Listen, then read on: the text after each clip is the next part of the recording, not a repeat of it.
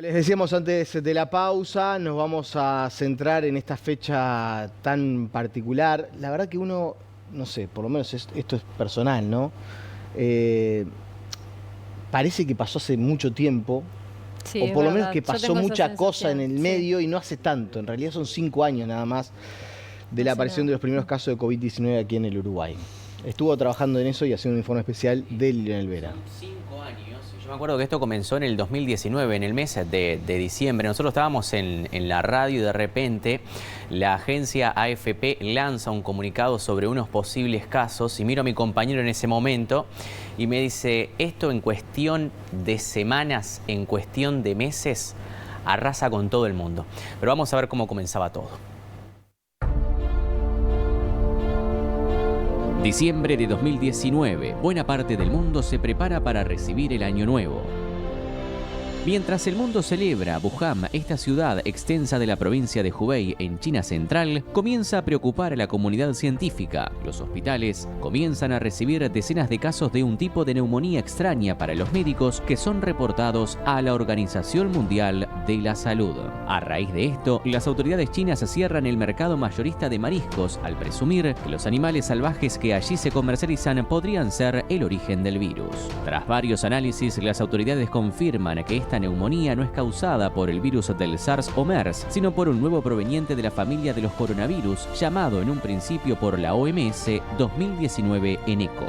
El 11 de enero, la Comisión de Salud de Wuhan reporta la primera muerte por coronavirus, un hombre de 69 años que había estado en el mercado mayorista de mariscos.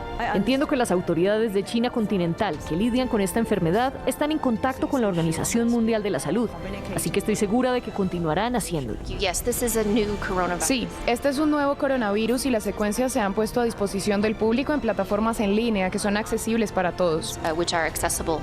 A partir de este momento, el mundo comienza a mirar hacia esta ciudad poblada con casi 14 millones de habitantes. Pocos días después de la primera muerte, las autoridades chinas reportan otros casos por fuera de Wuhan. Bueno, y hasta ahí era como comenzaba todo, ¿no? 5 años de estos primeros casos aquí en nuestro país. Ahí veíamos los primeros casos reportados en Wuhan. Las dudas sobre el origen de este virus comenzaban a incrementarse con una neumonía un poco inusual para los científicos. Luego de esto, bueno, el virus ya llega hacia Estados Unidos, pasando por Francia, llegando a Europa y luego a África. Lo vemos.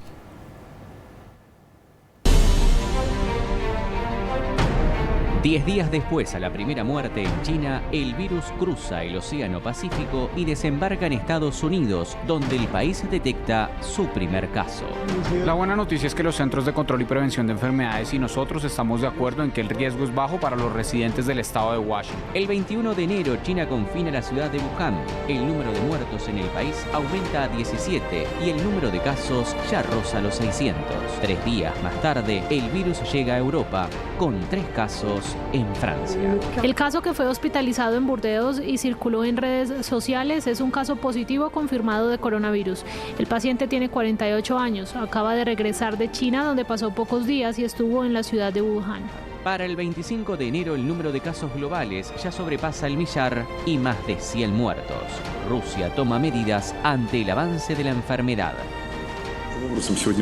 Hoy le informamos a todos sobre las medidas tomadas para cerrar la frontera con China en el lejano oeste. El 30 de enero de 2020, la OMS declara la emergencia internacional y el 11 de febrero la bautiza como COVID-19. Declara una emergencia de salud pública de preocupación internacional por el brote mundial del nuevo coronavirus. En la ciudad epicentro del virus, China construye un hospital en 10 días con capacidad para 1000 pacientes.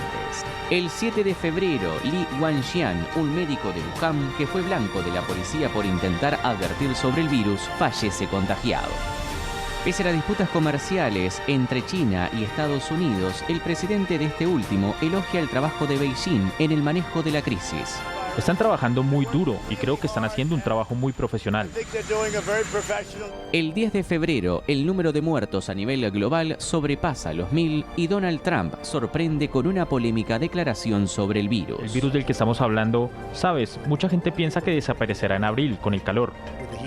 A todo esto, el director general de la OMS pronuncia un nombre que se repetiría millones de veces. Ahora tenemos un nombre para la enfermedad y es COVID-19.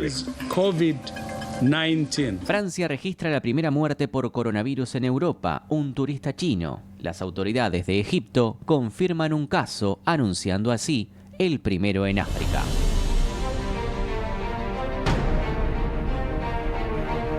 Bueno, y ya llegamos al mes de febrero de 2020. El virus ya llega a América Latina, a LATAM, a través de Brasil. Luego seguiría también por Argentina. Ustedes recordarán todo lo que pasó en Argentina. Y luego se confirma la primera muerte en Colombia. Y llegamos al 13 de marzo, 13 días luego de que asumiera la presidencia Luis Lacalle Pou, se reportan los primeros 4 casos aquí en nuestro país. Y va la pregunta para ustedes. Si ustedes recuerdan qué eran lo que estaban haciendo ese 13 de marzo sobre las 4, 5, 6 de la tarde.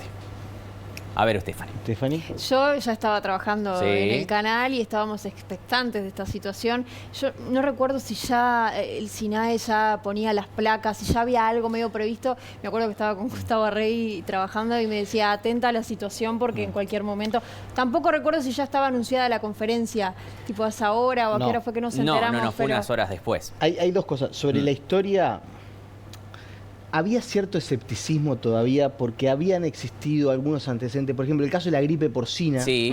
que se había hablado mucho, se había especulado, hasta en la Copa Libertadores habían equipos que habían dejado de competir y la verdad no llegó a pasar nada. Entonces, había mucha gente que creía que era una gripe porcina 2, que esto no iba a llegar al Uruguay o que si iba a llegar, en realidad iba a ser algo relativamente leve. Recuerden que el 3 de marzo se habían decretado los primeros casos en Argentina, Sí. que fueron cercanos a la frontera con Uruguay, no tiene nada que ver, pero ya estaba como en el ambiente esto de que íbamos a tener casos y por lo menos en las redacciones periodísticas había cierto nivel de alerta. Me acuerdo yo estar en la redacción de Canal 4, que sobre el mediodía nos pasan el dato y yo me voy con un equipo al Ministerio de Salud Pública, eso de las 2 de la tarde, incluso antes de que se confirmaran. Y cuando se confirma que es sobre las 4 y algo de la tarde, Sí. que sale el comunicado, yo ya estaba en el Ministerio de Salud Pública y ahí hicimos la intervención. Había un programa llamado Vespertina, que era de la tarde, y lo comunicábamos en vivo y en directo. Pero sí que había cierto...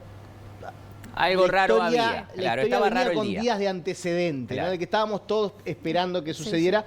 E insisto, recuerdo esto de que el presidente de la República va al lanzamiento, de la calle Pou, va al lanzamiento de la zafra rosera en Bella Sí. Unión. Ahí le dicen, y él prácticamente que se vuelve. Va, hace acto de presencia y arranca de nuevo hacia Montevideo, esperando a la conferencia, que ahí sí llega cerca a las 7 de la tarde. Cerca de las 7 de la tarde y después a esperar sucesivas conferencias de prensa que el gobierno daba a conocer, bueno, los primeros casos. Como olvidar también el momento en el que Álvaro Delgado da a conocer la primera muerte. Recuerden que el viernes 13 el gobierno da una conferencia y dispone tarde en la noche, 9, 10 de la noche, la clausura, por ejemplo, de los establecimientos bailables. Claro. De los locales bailables. Esa noche se cerró todo. Al otro día se toma la determinación con los shopping. Es decir, empiezan todas las medidas que no estaban preparadas para ese día. Claro. Bueno, lo vamos a ver ahora en este siguiente informe y también resaltar el grupo asesor científico honorario, que todos también les atribuyen en parte lo que ha sido el manejo de la pandemia aquí en nuestro país, pero hacemos un repaso de eso.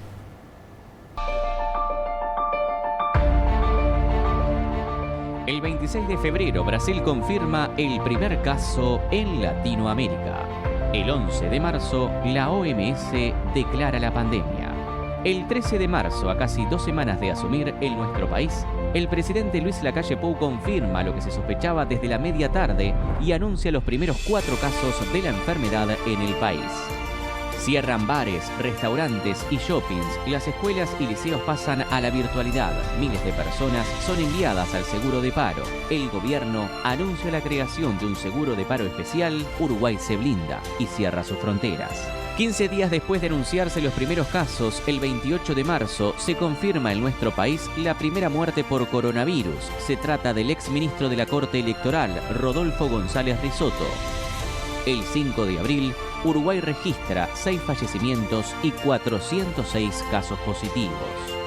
El 16 de abril de 2020, el gobierno uruguayo anuncia la creación del GACH, el Grupo Asesor Científico Honorario, integrado por Rafael Radi, Henry Cohen y Fernando Paganini, quienes se encargarán de brindar información científica actualizada sobre la enfermedad. A finales de este mes, el número de defunciones por la enfermedad alcanza los 17. Bueno, hay que destacar también una cosa, que ante los casos exponenciales que se estaban registrando y las muertes en Europa, Uruguay también tenía un seguimiento y sabía cómo actuar en diferentes procedimientos, ¿no? Ya sabía que se iba a venir una ola, un pico también, y lo que todos hablaban que era blindar mayo, blindar abril por ese movimiento de las personas. Hoy habló el ex subsecretario del Ministerio de Salud Pública, José Luis Sadjian, y también se refirió a lo que fue el manejo de la pandemia. De homenaje, sobre todo a las víctimas de la pandemia, a quienes fallecieron, a quienes perdieron la vida, pero sobre todo hoy, 13 de marzo, creo que todos los uruguayos nos acordamos lo que estábamos haciendo el 13 de marzo del 2020. Una fecha especial que nos cambió la vida. A los uruguayos, justo el 13 de marzo, pero lo que fue la pandemia en el mundo. Creo que cuanto más pasa el tiempo, vemos con perspectiva lo que fue la pandemia del COVID-19. Una pandemia como hacía 100 años no pasaba a la humanidad. Nosotros decidimos dar toda la información, más allá de las posibles alarmas. Habían cuestiones de extrema sensibilidad y ahí las conferencias de prensa con el presidente de la República, el secretario de la Presidencia, el Ministerio de Salud Pública, el ministro Salinas, cuando acompañamos, buscábamos darlas de una forma comprensible porque estábamos atravesando una enfermedad y el parte médico tenía que ser diario. Y bueno, del Ministerio de Salud Pública establecimos en aquellos comunicados y conferencias dar esa información. Inclusive llegamos a tener información en tiempo real de la ocupación de camas de CTI. ¿Se acuerdan que había una situación de una posible saturación o tensión del sistema? Y no hubo uruguayo que precisó una cama que no la tuviera. Hicimos más de 300 protocolos revisados por los técnicos del Ministerio de Salud Pública. Cada actividad que volviera a normalizarse tenía que tener cierto protocolo con distanciamiento social, con el tapaboca, con todo lo que estábamos ya estableciendo. Fueron momentos de mucha incertidumbre, momentos donde todo el país atravesamos esos momentos muy duros, donde lamentablemente quedaron personas por el camino y es a los cuales homenajeamos y reconocemos, a los trabajadores de la salud, que fueron los quienes llevaron adelante estas gestiones, los prestadores de salud, y luego salir adelante, por suerte, con la vacunación. Bueno, ahí decía Sadjian, momentos de incertidumbres, ¿no? No sabíamos qué era lo que iba a suceder, qué era lo que iba a pasar. Y nosotros estuvimos hablando hace algunas horas nada más con el neurólogo Conrado Stoll. Hizo hincapié en lo que fue la función del Grupo Asesor Científico Honorario, el GACH. Dijo, ustedes eligieron a los mejores. Fantásticamente ustedes es conformar un grupo de científicos serios, muy competentes, independientes. Y así fue como Rafael Radi, coordinándolos a todos, un investigador que es mundialmente reconocido, el único de Uruguay y de los muy pocos en América Latina que es miembro de la Academia Nacional de Ciencias de los Estados Unidos. El doctor Henry Cohen, un gastroenterólogo reconocido internacionalmente. Todo esto lo enfatizo porque me consta. Y un ingeniero, Fernando Paganini, que las credenciales de la primera línea ya definen quién es. Tiene un doctorado, además de estudios, un doctorado en el Instituto Tecnológico de California y después estudios de postdoctorado en el Instituto Tecnológico de Massachusetts, en el MIT. Ellos tres coordinaron un enorme grupo de científicos que iban desde los epidemiólogos, informáticos, análisis de datos, médicos, para saber qué hacer. Y así fue como, por ejemplo, ustedes se destacaron en detectar, cierro acá, en detectar esos focos que se llamaban super dispersadores, en Durazno, en una ciudad en el interior del Uruguay, en un casamiento, y eso contenía la diseminación del virus. Y no se puede decir, bueno, son solo 3,5 millones de personas. No, hubo lugares con mucho menos de 3,5 millones de personas que sufrieron una devastación absoluta, países y ciudades dentro de países más grandes. Así que la ciencia mundial los reconoció y yo creo que la explicación es muy simple.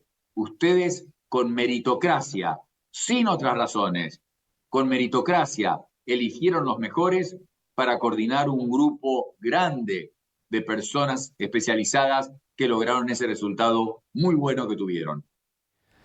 Bueno, y también le consultábamos a Stoll lo que fue el manejo de la crisis por parte de la Organización Mundial de la Salud. Ustedes recordarán que cuando aparecen los primeros casos, la OMS dijo primero utilizar sí el barbijo. Unas semanas después, unos días después, se dijo que no se tenía que utilizar y después da marcha atrás y dice que se tenían que efectivamente utilizar para prevenir. En ese momento se dudaba sobre si el virus se contagiaba a través del aire. Bueno, Stoll fue uno de los médicos principales que dijo desde el primer momento que era necesario utilizar el barbijo. Le consultamos por estas recomendaciones, idas y vueltas de la OMS y dijo que el virus los tomó por sorpresa y se equivocaron en aconsejar no usarlo. La OMS es una organización muy burocrática. Tiene, bueno, solamente en Ginebra, más de 2.000 empleados. Pero uno le puede atribuir, han controlado la polio, el sarampión, tienen mucho que ver con el control de HIV, malaria. Por supuesto que ellos siempre supervisan, dan indicaciones, pero es el país afectado el que tiene que hacer el trabajo. Las organizaciones burocráticas son una rama de las Naciones Unidas, ¿no es cierto? Yo hablaría o mencionaría nada más que el tema del barbijo. Yo creo que fueron sorprendidos ellos, como fue sorprendido todo el planeta. Pero hay gente que reaccionó mejor. Y vuelvo a Uruguay, porque también con menos recursos yo creo que es más mérito. Los países liderados por mujeres que yo nombré antes son todos países de altos ingresos, que tienen muchos más recursos. Entonces, Uruguay, mucho más meritorio en eso. Volviendo a la Organización Mundial de la Salud, me acuerdo al principio cuando se decía no se usen barbijos. Me acuerdo cuando el doctor Fauci, Anthony Fauci, que es una persona súper respetada en la ciencia en Estados Unidos, también sugería no usar barbijos, no se sabía cómo se transmitía el virus, y además pensaban que eso iba a sacar los barbijos para los médicos, para el personal de salud, y ahí se equivocaron.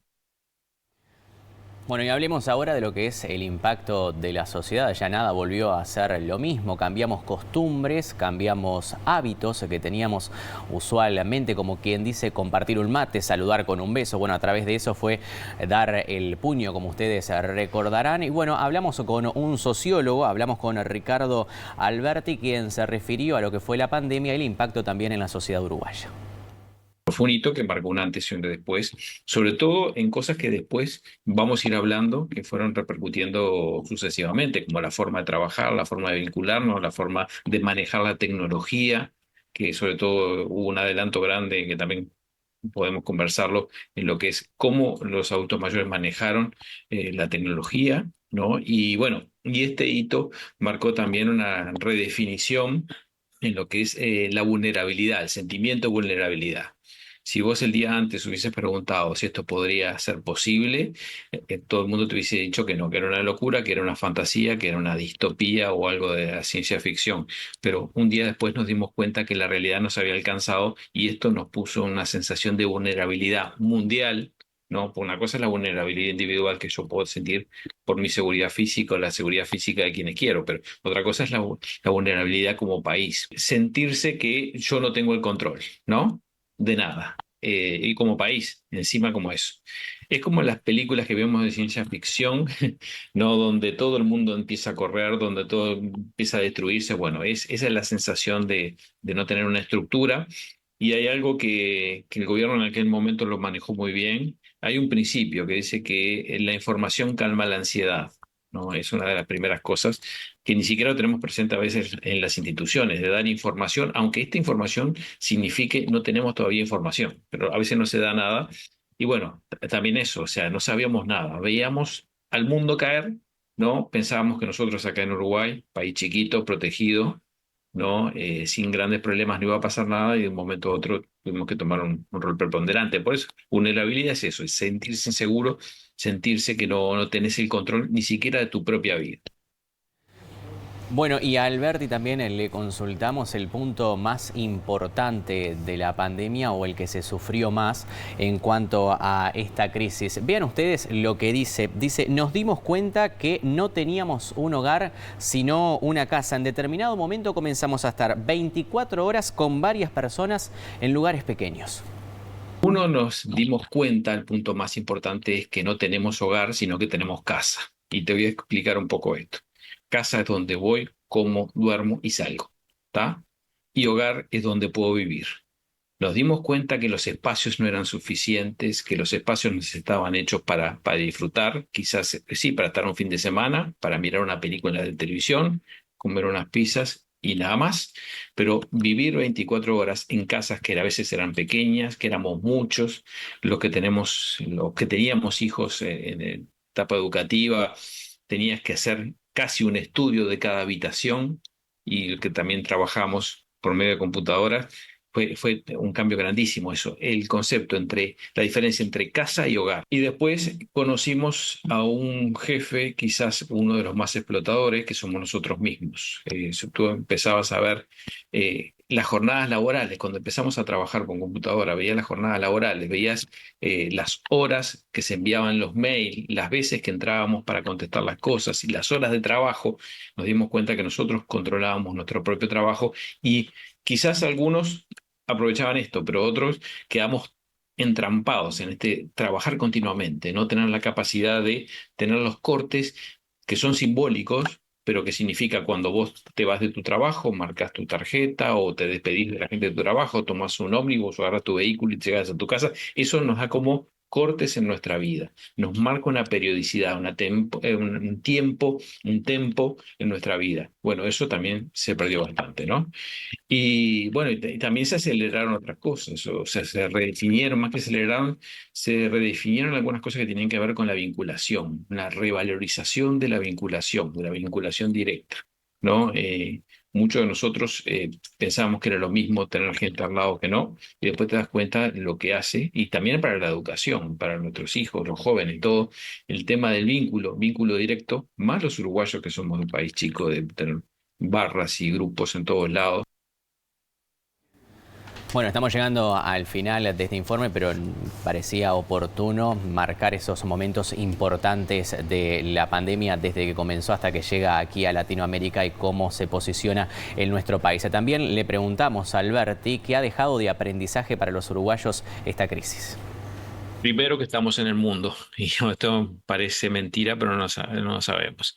Segunda en enseñanza, y que me toca mucho por mi especialidad en el tema de gerontología social, es rompimos un hito en lo tecnológico y el adulto mayor. Antes de la pandemia, todos los que trabajábamos en esto decíamos que las tecnologías por parte del adulto mayor iban a ser dominadas cuando los inmigrantes tecnológicos, que somos nuestras generaciones o mi generación, que en realidad nosotros empezamos sin tener computadora, después incorporamos nuestra computadora hasta hacer la básica, ¿no? Hasta estar comunicándonos como con ustedes por este medio o usando nuestros teléfonos para todo. Decíamos que cuando los inmigrantes llegaran a esa etapa de vejez, iban a empezar a manejar más tecnología. Bueno, porque los adultos mayores no tenían la capacidad, nosotros les regalábamos teléfonos a nuestros padres o abuelos y nos agradecían mucho, pero lo guardaban en la cajita. Cuando los llamábamos no nos contestaban porque lo tenían guardado y protegido, se los dábamos para que cuando fueran al médico salieran con el teléfono y estuvieran comunicados, pero no los usaban. Nos pasó lo mismo a veces con los microondas, ¿no? Con el fenómeno microondas. Fue venir la pandemia y aquella señora que nunca había usado el teléfono y que por más que le habíamos hecho un manual y que sus nietos o hijos le habían explicado detenidamente cómo usar el aparato, no lo había aprendido porque en realidad no había ninguna necesidad. La necesidad desarrolla el hombre. Bueno, estas personas mayores empezaron no solo a vencer su miedo, que es el hito mayor, sino a mandar mensajes, a conversar cada noche, a hacer un relevamiento de la salud de toda la familia toda la noche, a participar en celebraciones religiosas por medio de los teléfonos, a contactar a gente, ¿no? Que después de alguna forma, ya sea por para algunas plataformas conocían, y bueno, y a participar de la tecnología. Esto espero que no se vaya perdiendo, si bien a veces cuando uno ya llega a la tecnología no retrocede, pero eso fue un gran hito, una cosa que marcó un antes y un después, ¿no? Sobre todo se observaba en los ámbitos religiosos, en los ámbitos sociales, aquellos que tenemos vínculos con talleres que trabajan con adultos mayores. Muchos talleres empezaron a hacer por Zoom, por estas plataformas, ¿no? O por otras plataformas similares, y empezaron a participar gente que antes no sabía ni cómo aprenderlo. Bueno, vencimos el miedo a utilizar la tecnología, uno de los aprendizajes, y después mejorar los vínculos, ¿no? A veces que nosotros decimos que no tenemos tiempo, bueno, aprendimos a utilizarlo correctamente con los seres queridos, ¿no? Es así, muchas cosas probablemente las hayamos incorporado, otras dijimos que las íbamos a incorporar y no las incorporamos, ya nos olvidamos. Compartimos mate de nuevo. Compartimos mate de nuevo. Bueno, hay cosas que han cambiado y bueno, y que nos han dejado una enseñanza, ¿eh? Muchas gracias, Eli. A ustedes, que pasen muy bien.